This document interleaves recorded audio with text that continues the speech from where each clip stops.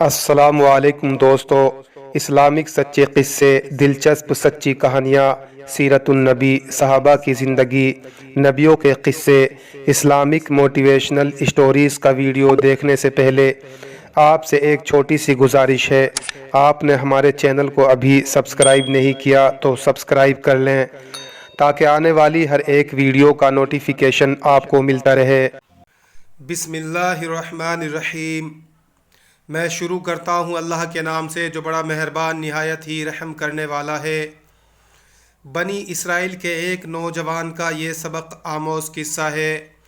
بنی اسرائیل کے ایک نوجوان عابد کے پاس حضرت خضر علیہ السلام تشریف لایا کرتے تھے۔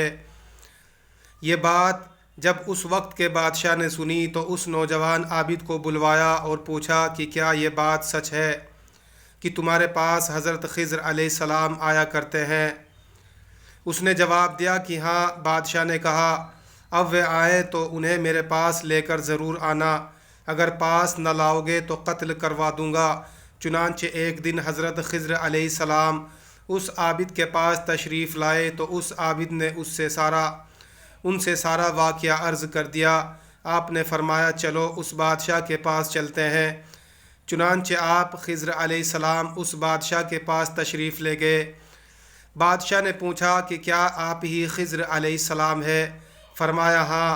بادشاہ نے کہا تو ہمیں کوئی بڑی عجیب بات سنائیے۔ فرمایا میں نے دنیا کی بڑی بڑی عجیب باتیں دیکھی ہیں، مگر ان میں سے ایک سناتا ہوں۔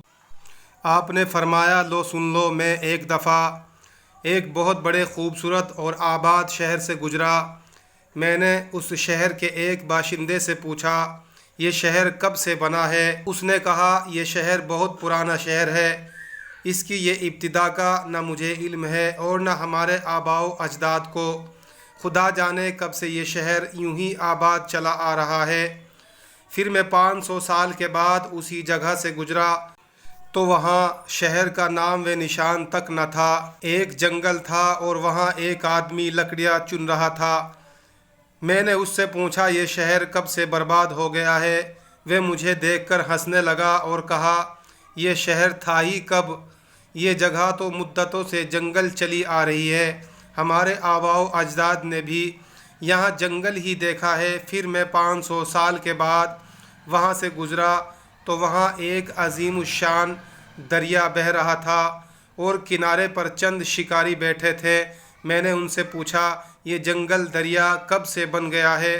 تو وہ لوگ مجھے دیکھ کر کہنے لگے آپ جیسا آدمی ایسا سوال کرے، یہاں تو ہمیشہ ہی سے دریا بہتا چلا آ رہا ہے۔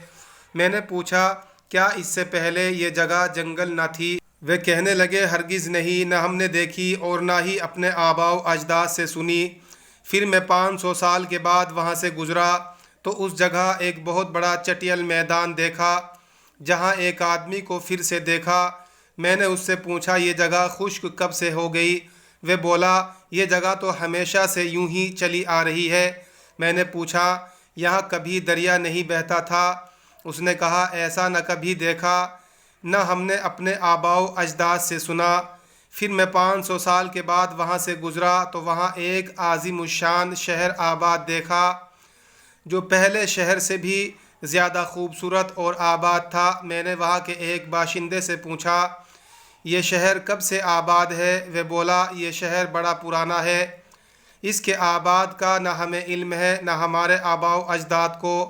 پھر حضرت خضر علیہ السلام نے اس آدمی سے کہا شاید تجھے معلوم نہیں یہ دنیا کتنے رنگ بدلتی ہے، کبھی آباد ہو جاتی ہے، کبھی برباد، کبھی ماتم، کبھی شادی تو کبھی چٹیل میدان بن جاتی ہے، کبھی یہ دنیا دریا میں بہہ جاتی ہے۔